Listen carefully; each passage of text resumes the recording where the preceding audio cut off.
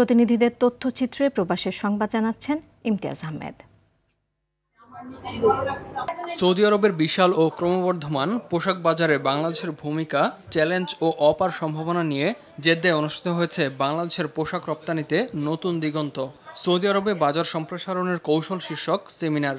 Saudi আরবে পোশাক খাত, চ্যালেঞ্জ মোকাবিলা ও সম্ভাবনা উন্মোচন প্রতিপাদ্যে সেমিনারে দেশীয় পোশাক শিল্প উদ্যোক্তা ও সৌদি বায়ারদের মধ্যে সরাসরি সংযোগ স্থাপিত হয়।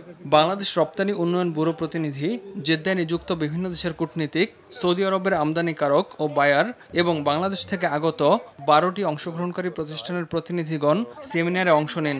বক্তারা সৌদি আরবের পোশাক খাতের বর্তমান অবস্থা, বাজারের প্রবেশাধিকারের চ্যালেঞ্জ এবং বাংলাদেশের জন্য বিদ্যমান অপার সম্ভাবনা নিয়ে আলোচনা করেন। বাংলাদেশ কনসুলেটের কমার্শিয়াল কাউন্সিলর সৈয়দা নাহিদা হাবিবার সঞ্চালনায় প্রধান অতিথি ছিলেন বাংলাদেশ সরকারের বাণিজ্য মন্ত্রণালয়ের যুগ্ম সচিব নার্গিস মোরশেদা।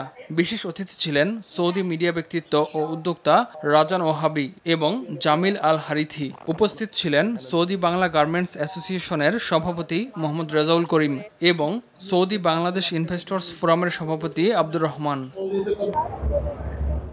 সৌদি আরবে অনুষ্ঠিত হয়েছে আল খোবারে বসবাসরত আম্বিকাপুর প্রবাসী বাংলাদেশিদের মিলন মেলা। শাহজাহান মোল্লার সভাপতিত্বে শামসুল ইসলামের সঞ্চালনায় প্রধান অতিথি ছিলেন নুরুল আলম।